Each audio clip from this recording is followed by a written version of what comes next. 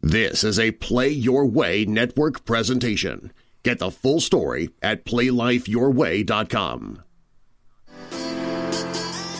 They came, they podcasted, and left you wanting more. So this time, they're back to finish you off. It's time to take a deep dive. The Player Way.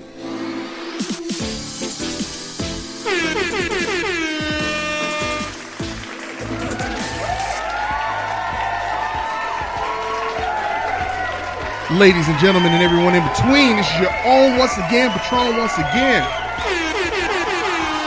This is your boy BK. And we're about to get it going. The Player Way. Oh, yet and still. Yeah, man. Normally we don't do it like this during the week, so we had to have extra adulation. And we about to get it going. It's a deep dive the Player Way. We haven't done one of these in a little while. And just so I can kill it exactly the right way, I brought along one of my co-captains. My co-captain, corrupting the system himself, Derreck. Boom, that's me, as he said, corrupting the system, at corrupting the system on Instagram. And of course, the most common place you're going to hear me is right here on the Player Way podcast. PlayLifeYourWay.com. The Player Way. You heard that magical voice letting you guys know. Majestic voice of Darren Marlar. That's exactly it is right. majestic. So, dude, we just got through seeing it. And we haven't even talked about it at all. He's got his Player Way podcast inspired T-shirt that Nate did the logo on, and then I got my Black Panther medallion on right here. So yeah, I see that. So dude, immediate thoughts. Immediate thoughts was this. It flew by. A movie to me, when it flies by, that means the flow is good, the shots are good, the cuts are good, everything was. It was a well-oiled machine in the grandiose machine that is the MCU. But this standalone movie, and it is a true standalone movie, just happens to be part of a bigger universe, was very, very entertaining, very exciting. It delivered. This is an exclusive. The Player Way. Exclusive. We're not going to give any spoilers. This is a spoiler-free review. No this spoiler. is our immediate, just instant thoughts and reaction. And as you could tell from Derreck, he used a lot of very, very, very, but had a hard time finding a word. Because, to be honest, a third of the way through this film, I just was sitting and I just kind of sat back and I literally said, I got to see this again. Like, it's so much. It's so much. It's like I can't process everything that's happening right now. Because it's all so well balanced. In a phrase, I would say that there was a reason that Marvel recently did their 25th anniversary. I think it was the 25th anniversary. If not, it was like some sort of, they did like a class photo. And I believe it's here in Atlanta, and it had absolutely Stan Lee and everybody attended. And it was like, to kind of be a capstone for how far they've come and to kind of usher in to the next generation. I believe the reason they chose that this was a good point to do that is after seeing this film felt like Iron Man all over again. Like the first Iron Man film, at the very end, where he kind of announces to the world after eating Burger King, because he hasn't eaten American food in a while. Anything in days. Yeah. Or actually, that was later. That was earlier in the film. But later in, they kind of come back and do another press conference similar to the one when he had the Burger King, and he announces he's Iron Man, and that kind of sets the pace and the tone for what's going to happen. And Nate called this so well on a previous podcast. Shout out to Nate. You are definitely doing predictions. The Player Way. What Nate said is, and it kind of surprised us a little bit when he said it, but essentially what he said is he thought that something might happen to Tony Stark in the next Avengers film, Infinity War, and if you're noticing, I'm kind of doing like because I'm overwhelmed by what I just saw. You're overwhelmed, and you're doing your best but not to use things for. Yeah, you're doing your best to keep it spoiler free. It's not even that. It's really more so. Where whiskers are accepted presently. This is such a good film. But anyway, we're gonna get through it because you guys definitely want to hear what's going on. But to getting back to what Nate predicted, Nate said that they needed a Tony Stark type of person, and if you think about Tony Stark's arc, he's been trying to figure out a way to put a suit of armor around the world, but every time he tries, he can't quite get it right. And it's because there's a flaw to his character in that he figures out that if he doesn't do it, no one else can. And meanwhile, the real person... Narcissism. That's the flaw in his character. And the real person who is really poised to do that is T'Chaka. But T'Chaka doesn't do it because he fears giving things away. So T'Challa ends up being really that Tony Stark, new Tony Stark. And that's not spoiling anything. In fact, they intentionally make notes in the very ending scene that parallels what Tony Stark did and what T'Challa does. And even down to the fact that when Tony does his press conference, he's by himself. But when T'Challa does his, he's got people with surrounded. Him. I'm gonna say that there's no narcissism. It's genuine love. It's genuine. People are underestimating him, whereas people looked at Tony Stark as if he was a savior. So I think I just said a lot. If you saw the film, you did say a lot. Give us some thoughts, bro. Give us some thoughts. And you really hit the nail on the head, honestly, without being too specific on this. Trying to hold back on specificity presently, because we're in the presence of people who may not have seen it. Yeah. But with regards to your point, the Avengers Initiative has, in essence, repeatedly failed several times, and the MCU has no problem pointing this out through almost every single MCU film, how you guys did this, but you caused billions in damage. You did this, but no one feels safe. You did this, but you're not holding yourself accountable. You did this, but some god is missing. Y'all have nuclear weapons missing. Even down to someone saying, you want to change, but you don't know how. You want change, but yes. They've broken the fourth wall so many times in the MCU, and it's becoming more and more apparent every time I see one, how they're specifically speaking to the fans like, hey, anything that we slip on, we got it. We're not going to just, do a time travel movie and reset X-Men. We're going to accept it, learn from it, molded by it, use it to even progress their ever-expanding universe. And this film is an excellent hinge point and a beautiful springboard right into Infinity War for me. Yes. Not just because it's an MCU movie before it, it is a perfect linchpin, actually. That's probably even more of an applicable description of what this is. Let alone the film itself, before I even step on that, just the message, the overall theme. It puts us in a place where if you thought that... I'm comfortable. I'm happy with where MCU is. If you thought the Earth was in a position of not being able to stand up to Thanos, it's not that they were not able to. It's that the Avengers were a beacon to other people who had the ability to help, but never did. And exactly, Wakanda.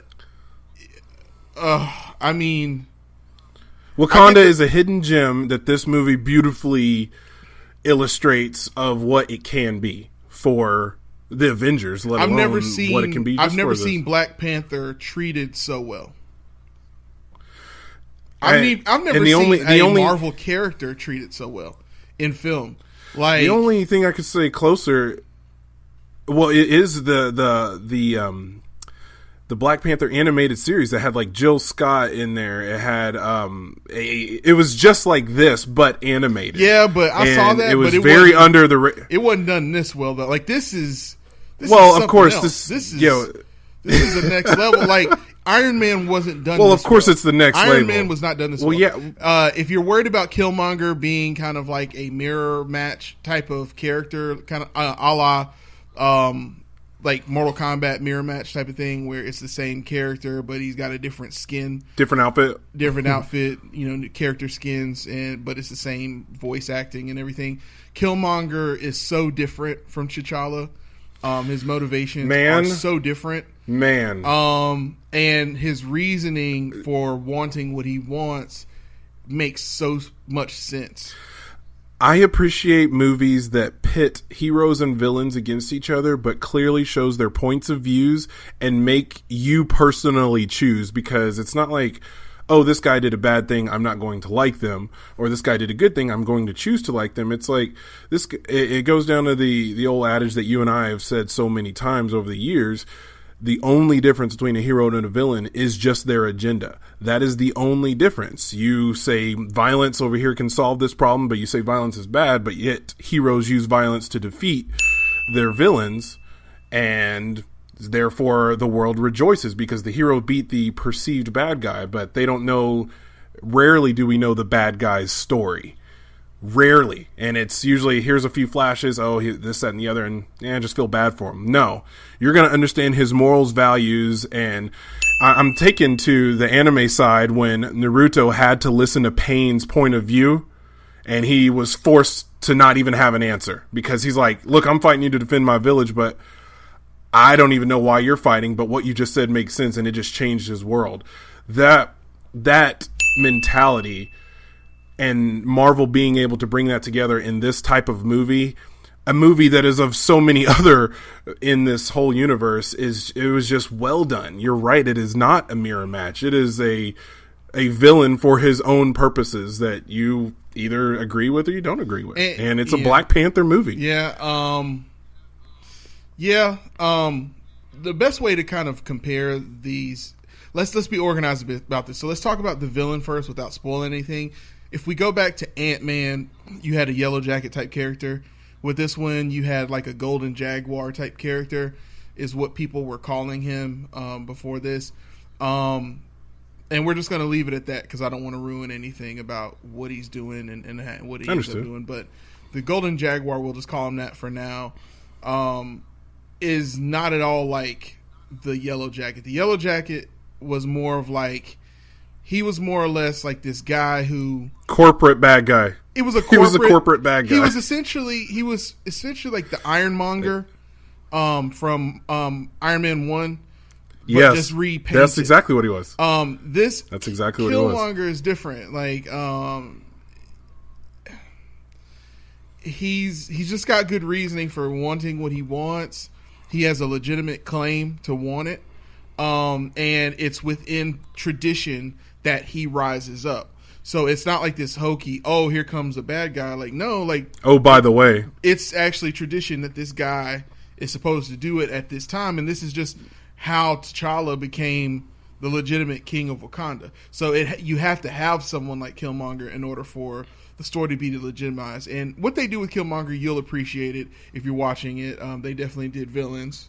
The Player Way. Moving on along to... gets me excited for May 2nd. Any more notes on Killmonger? No, that's good enough on Killmonger. The music was done really well. That was something, if you remember, I was concerned about. I didn't want it to. I was thinking about that today. Hit you over the head with hip hop. Nate, and they didn't. I didn't feel hit over. I got to give it again to Nate. He called this. He said that Ryan Coogler, with what he did with the original score from Rocky and blending it with hip hop, because that is what that character is about. With Killmonger being there, what they do with Killmonger and what they do with the story of Killmonger, it makes sense as to why hip hop is a part of this. So it's you kind of get it. Like, oh, that's okay, a good tease. That's a good tease. Yeah, there you go. So and it blends tease. well. Kendrick Lamar's soundtrack was done really well with it. I don't know if you saw any of that video I posted with the director speaking after the movie. I clipped a bit of it, and he was in film school when Iron Man came out. He was in film school. That, 10 years later, fast forward, he directed Black Panther. First of all, incredible. That's just incredible. Now, getting to what you're saying, you attended the fan event in Dallas, right? Absolutely. Thanks to Rick Moore hitting me up saying he had another fan event.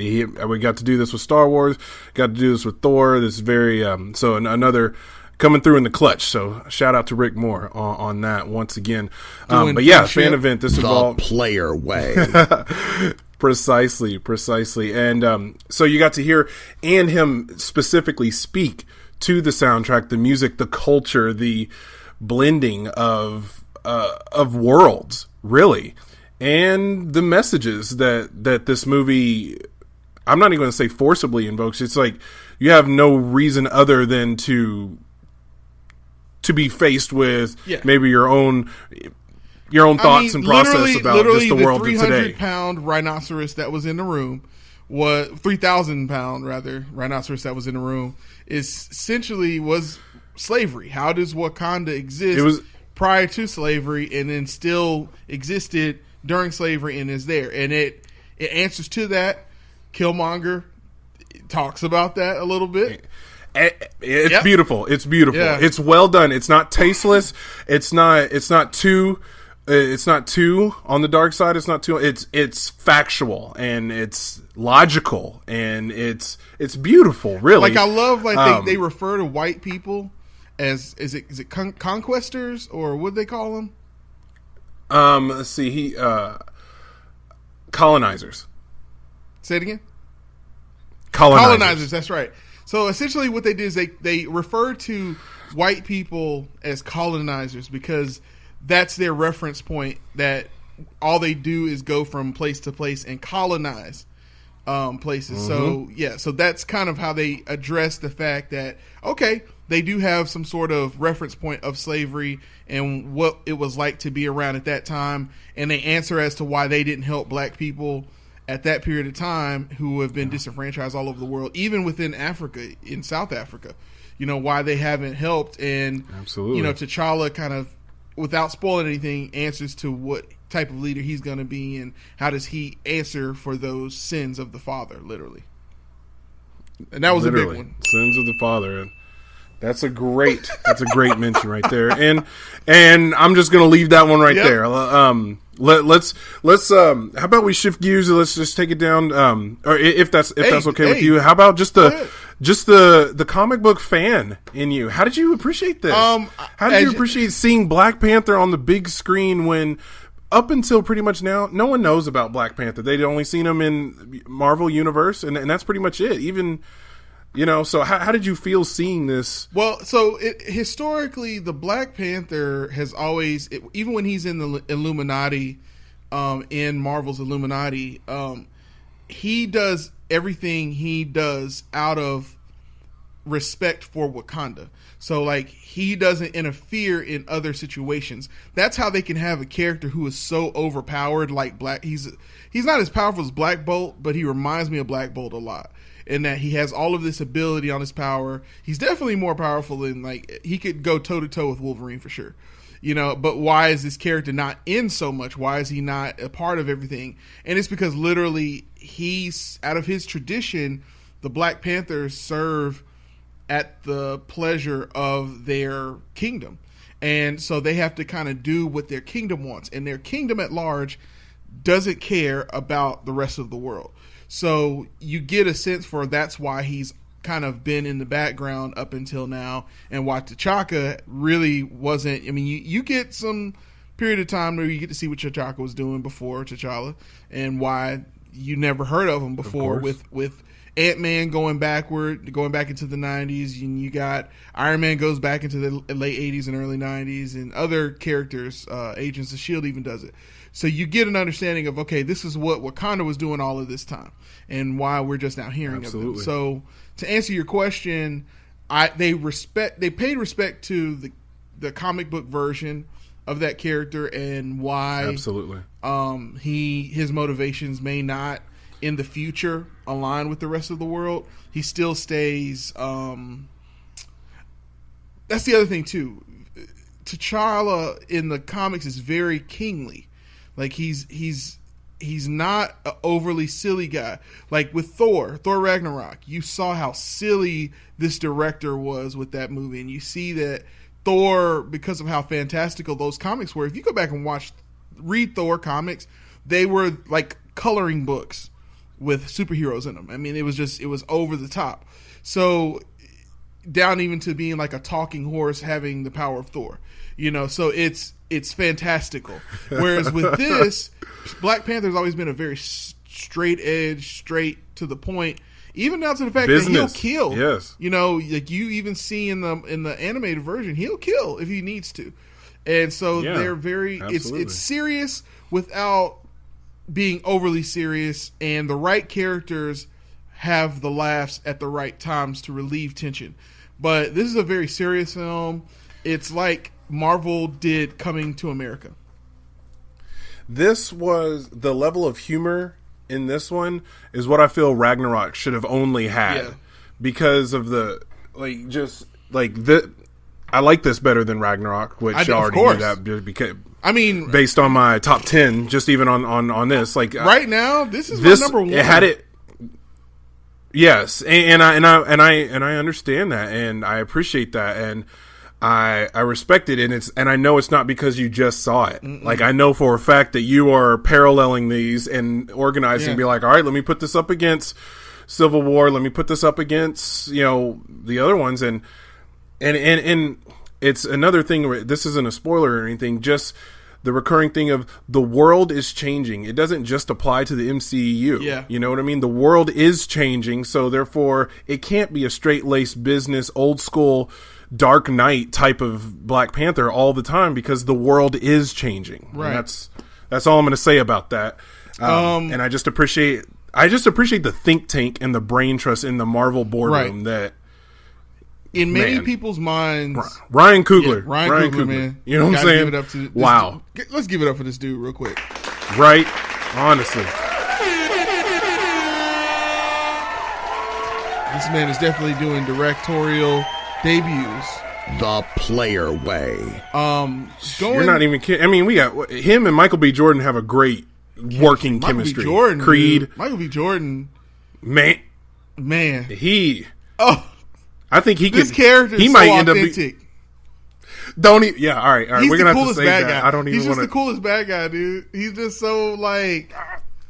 And what's crazy? He's not even a bad guy. No, he's not really a bad guy. Even like it's kind of crazy. Like he's not a straight up bad guy. Like he does some things. It's just, like he's not a bad guy. He's kind of a hero. But anyway, and that's not we'll have a lot more on that. We'll have a lot more on that. We'll have a lot more on then, that, I'm sure. I did want to touch a little bit on where this kind of ranks because I've already kind of said this is my favorite film so far. I need to see it again to really digest everything. There were some things I did see as faults, but I couldn't tell if it was because I'm overwhelmed and I just wasn't. It was so much to process, so I couldn't tell. There was a lot. I couldn't tell if it was there or not, particularly with fight scenes. Did I like that? Did I not like that? Particularly with fight scenes. I can understand. There are some times where I saw, this is not going to ruin anything for anyone. There's going to be some times where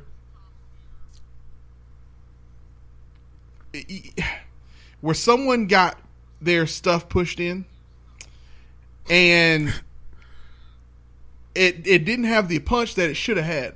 I see a guy's arm break, but it doesn't feel like his arm. Like when you watch what's the name of that film? Taken.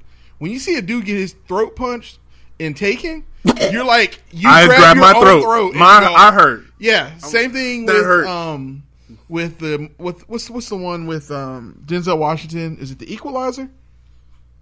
Yes. Yeah. The okay, old man. Yeah. Okay. That when someone gets hurt in The Equalizer, you believe it. John Wick. Wick 1. I'll say John Wick 1. John Wick 2, it kind of got cartoony. Because it was more about to that point. Only thing I could say is maybe more so just because it is the fantastical comic view. Like even when you think just think back when Hulk was smashing Loki around. Did you even really think Loki was hurt? Yep. You know absolutely. What I mean? I know he's a god. No. Let me go. I thought only his pride was hurt, but I didn't think he was physically when you saw harmed. Loki getting boom, boom, boom, and you saw the ground crumbling as he's getting hit, and then he lays there and he goes, like you like, okay, he got hurt, and then they even play into that later. Well, in this film, and it's mainly because the people who aren't superheroes, to break a man's arm and you or half his weight, you have to do a lot more to break a man's arm. So when I see you do less than what I know it takes, technique and speed have to be on point. The fight training has got to be stronger, and that's my overall. Is that more your technicality?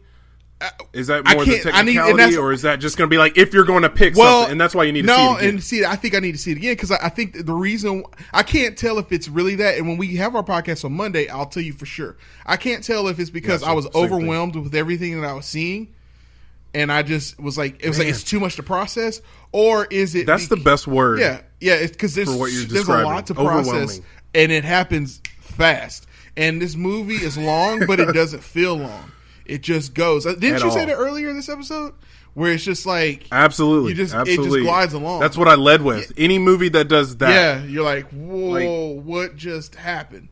So I would love to see. Like it's one of those where I'm like, oh, I'm getting toward the climactic scene. Oh, this is the climax. Oh, wow, we're here. This is it. Okay, it's going down. It's not a drill. Yeah, like that. I love that feeling in a movie. Particularly with I'm not trying to pick on females. It's just I feel like if we're gonna have female, and it's not all the female scenes. It's really only one character. It's only one character it's one female in particular who breaks a man's arm, and then when that scene happens, you're like, I don't believe that, and it should have had a lot more punch to it. But every other character, the bald-headed chick, she did amazing. Every time she fought, I've believed it. Every time Michael B. Jordan's character fought, I believed it. The suit, the CGI with the suits is kind of cartoony. That's one problem. Is, but partially, specifically the last it's fight. One of those things I wasn't in on the last fight.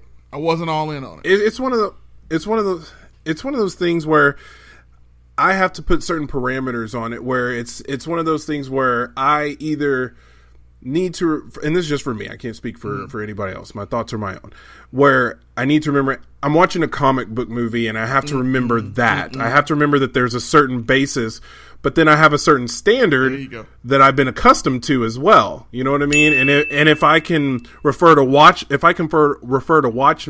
as having certain cinematic elements better than certain aspects of, you know what I mean? Somebody's ass in Watchmen, he does it. It was the business. Woo, it was the when business. Adrian Veidt is whooping somebody, and they even had to. That is the they even had to dumb him down. Fight choreography. Woo. Yes. Man. And they even had to dumb him down from what it was in the graphic novel. You remember he was eating dinner in the graphic novel, and one arm took out Rorschach, the owl. I don't know, but it's one of those things where I have such a sliding scale on it. I give MCU a lot of credit as well. But I'll tend to agree with you on that. I have to have, like, if I want to watch a cartoon, I'll watch the cartoon. If I want to watch a live action movie of it, then I have to kind of believe that Iron Man's mask comes to his face. I have to I have to believe that Thor's hammer doesn't sound like an empty hammer when it hits everything. Yeah. I need to believe that. I'm a little worried about the bleeding edge armor with this film, because the whole idea is that the suit fits into the compartment that they say it fits into. I'm not going to spoil it. And of course, in the last fight, think that flash just goes ring out the window. kind of thing. Like it's disappearing. It's like, what? This is cloth. Like, this is real cloth, and it's disappearing. What? That makes no sense to me. I would clarify that, but not on this. I'll clarify that. Yeah, we'll get to it. And maybe because this is one of the things, like you said, overwhelming. But there may be a part that you may have been like, "Oh yeah, that might help." Again, I'm going to go see it again. But because of what was said, it usurps any explanation you can have from there on out. Because the lady who created the armor specifically said that it fits within these compartments. And do you remember what the material is? I know what the material is, but it's got to be material. Oh, well, then that should. It's material. It's real. It can stop bullets. It is not a projection over your body. So they got to do a better way. But what it's made of, what it's made of would. No, what it's made of doesn't exist. So that's my point. Is like the bleeding edge armor. When we see that coming out of Iron Man's skin and pulp, it's gonna come together as if it's like an exoskeleton. This is an exoskeleton we're talking about. But the way it's animated, it looks like a projection. So it's like, let's animate it properly so that we can see that there's weaving that, is deteriorating. And there's some scenes they do it great in, but one scene in particular, they don't do it well at all. Like there's the scene right before, they do a great job. I know exactly what you're talking about. But in the final fight, that goes out the window. It's like, oh, is there corrosive acid all over the armor? What's happening right now? It either works. All right, this is a lot. All right. It's really not. It's really not. Like if you haven't seen it, you'll have no idea what we're talking about. You really won't. Except that we'll know we're talking about the last fight, and that you don't like. Well, and to my defense, the last fight was already. They actually put the last fight out already, so you can actually see it. Over. You just don't know how it was already over. You don't know how it goes. Yes, yeah. Anyway, I like. I will say this. What's my biggest grief about movie trailers? We already know. We don't even need to say it. I like that film, go ahead. That this film. You had no idea. Some of those things that you saw in the trailer were not at all what you thought. Idea not what even. I'm like, I could have swore that this was happening in this scene. Oh, I know what's about to happen. Oh, not at all. What? Okay, I'm with this. I like that. And in other news, and I want Infinity War to do that. About liking that, Claw was done very well. Claw was done very well, and that's all I'm going to say about that. That's all I'm going to say about that character. Really well done.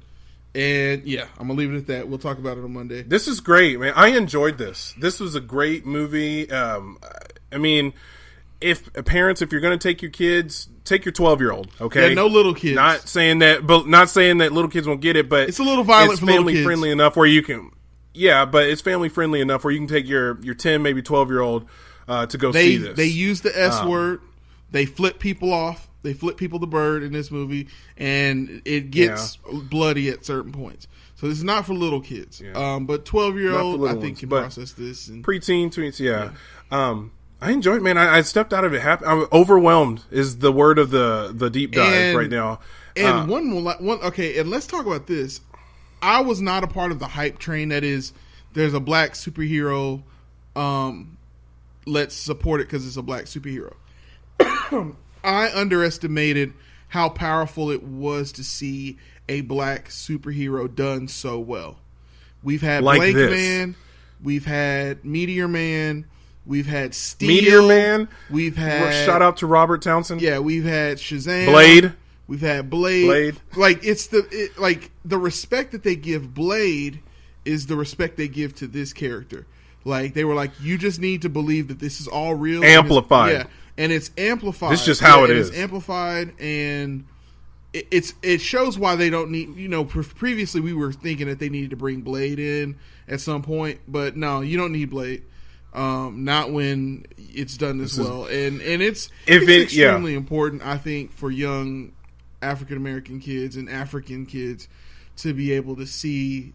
And black American kids. Well, obviously African American. You know what I mean? But yeah, it's important to see this because it was interesting. It blew my mind, and it invokes a much bigger conversation. It's like you don't really know what you're missing until you see it, and you're like, man, I wonder what I could have been and what I could have done if I saw this instead of Meteor Man. You know what I mean? Absolutely. And if you saw Meteor Man when this opens up a lot of conversation. You'll understand what I mean by that. Absolutely. And it's just such a grand scale. The respect is dripping off every scene in this movie. And I'm not even going to say that it's specifically just for, black people need to go see this because it's a black film, so and so. Sure, why not? If that's your reasoning, go ahead. This is a very respectful superhero Marvel film in every aspect of it. It's respectful to history.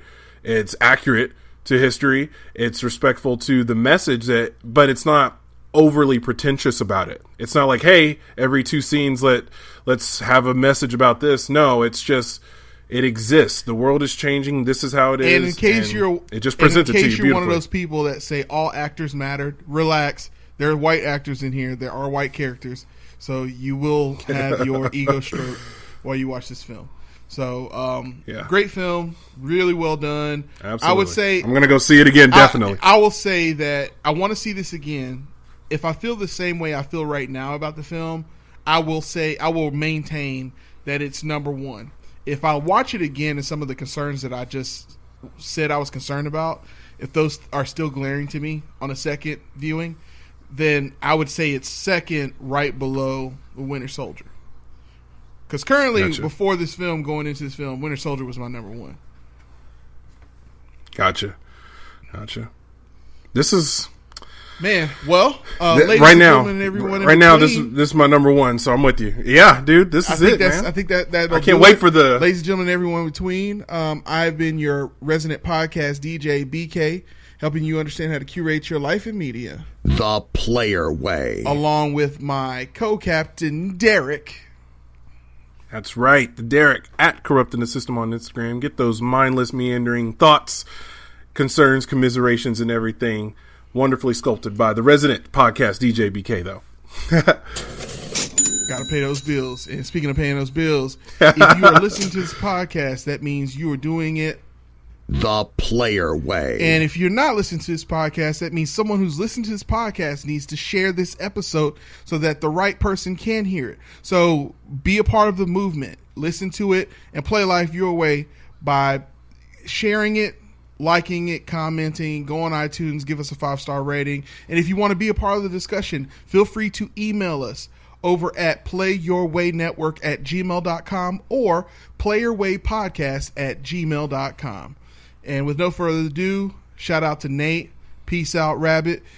No matter what routes you take to get to the truth, and no matter what actions you take to get to it, just make sure you're doing that shit the Player Way. We'll see you next week. Thanks for listening to the Player Way podcast. Recorded in a single take from Los Angeles, California, Dallas, Texas, and Atlanta, Georgia, by Nathan Peterson, Derek Lewis, and BK Jackson. And I'm Darren Marlar, the majestic voice of the Player Way podcast. Our opening theme is titled Bound by Ricky Remedy, courtesy of Elysian Records. And our closing theme is titled Coconut King Diaries by Xander, spelled Zahnder. You can find this music by both Ricky Remedy and Xander, and many more tracks on SoundCloud. And remember, no matter what choices you make or paths you follow, just make sure you do it the Player Way. See you next week.